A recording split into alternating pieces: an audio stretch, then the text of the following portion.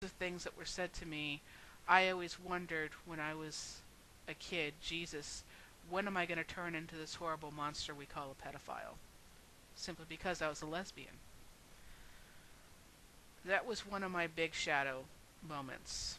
I actually ended up kind of disappearing off the face of the earth for a while, dealing with many different things, that being a great chunk of it. I think I disappeared from my family for about 2 to 3 years. And I came out okay. Not only am I completely open, I actually volunteered for a gay and lesbian community center. You know, I'm out there. I help people where they need help, where I needed the help, and had to dig deep down and had nobody but myself. See, when dealing with the shadow self, in the instance of me being gay, there could have been only two things that I could have done to effectively dealt with it, and that would have been change my preference, as in the ex-gay ministries say that you can do, or learn the facts and learn that it's okay, and to learn that it's part of me, and to love myself. And to this day, I mean, I used to pray when I was younger to at least be bisexual so I could only pay attention to those feelings that would come up for men. And since then, since dealing with my shadow in that area, I have to say, if given a choice, if I could take a pill tomorrow and be perfectly straight, even though it would be so much easier to be a straight woman instead of a lesbian, I would not take that pill. And that's all in thanks to dealing with my shadow self. Now, it's tough, but the rewards are beyond measure when you are able to work with your shadow self. You have to face fear face to face, eye to eye. Doesn't mean that you can't be scared.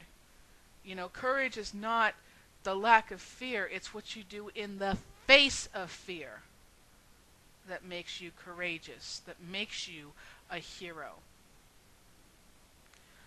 The only thing I really don't like, I really don't like, is in other religions, mainly Abrahamic faiths, they allow you to point the finger at people, to take the blame away from yourself, to take the responsibility away from yourself,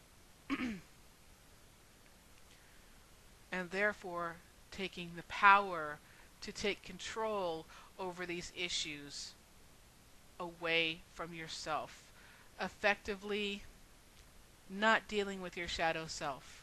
And that just gets you into a snowball effect. Snowball after snowball after snowball. And while you're rolling down that hill at 200 miles an hour, you're sitting there pointing fingers at people. Everywhere else but yourself. Let's face it, people. Time-wise, efficiency-wise, it doesn't matter if it's somebody else's fault. You need to take responsibility for yourself, for your inefficiencies, for your for your lack of ability to do things, for your negative actions, for your negative feelings, and do something about it. It's like, even if it is somebody else's fault, get rid of the middleman. Take fucking care of it. Because by the time you get done taking care of it, if you didn't pull yourself up by the bootstraps and take care of it, you would have been just still dealing with the problem and pointing fingers at people, and nothing would have been done by now. And ta-da, it's taken care of. In dealing with the shadow self, there is no room for the term, the devil made me do it, the dog ate my homework. It's his fault, it's her fault, it's their fault. It doesn't matter whose fault it is. You deal with it. Surprisingly, I've come across some people in Wicca and paganism that have been in Wicca and paganism for years and really haven't worked with the shadow self. At best, they've actually heard about it, but they've never worked with it. And that is very surprising and actually kind of sad. But instead of taking that as embarrassment, you know, and shoveling it under the rug and shoveling it under the rug and shoveling it under the rug and not doing anything about it, you don't have to sit there and spout out from the top of the roof, I am Wiccan, I am pagan, I've been practicing for years, and I don't know shit. I have been practicing for years, and people have looked up to me as a leader in the community, as a teacher in the community, and I don't know shit. You don't have to do that. But you need to face that fact for yourself. And what are you going to do about it? Nobody else has to know, really. But you do, because you can't hide it from yourself. What are you going to do about it? Maybe if someone hasn't been learning things like this, maybe they can go off privately on their own and learn about it. They don't have to say when they learned about it, but at least start learning and experiencing things so you can actually teach them as effectively as you like to say that they are effectively taught now. I don't know, maybe I'm just kind of running off in outer directions. This really wasn't prepared. I was trying to meditate on how to do it, but someone was kind of poking me to do it, so I said, fine, I'll do it. So, no, I wasn't fully prepared. All I have to say is, when you keep sweeping shit under the rug, it's nice whenever company comes over because it's temporarily hidden, but if you just keep on sweeping it under the rug, what are you going to get? Nothing more than a lumpy rug.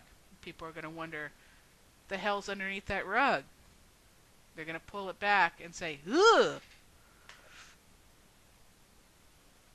If you don't deal with your shadow, it will rear its ugly head at the most inopportune times. I like to fancy it. I like to compare it to maybe being pantsed in the middle of gym class. It's not so bad to be pantsed when it's just one person there, just a little awkward. Maybe in the locker room, a little bit more awkward, there's more people there, but in all reality, everybody there is taking on and putting off clothes, so it's not really as bad. But when you're pantsed in the middle of the football field during a football game, that's the shadow self right there. It picks that one opportune time to rear its ugly head, and everybody can see your goodies.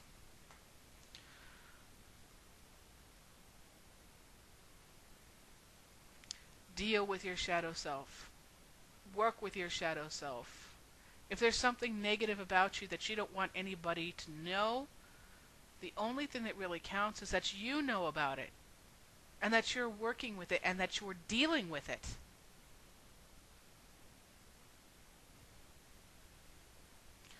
What are you going to do about it? Blessed be.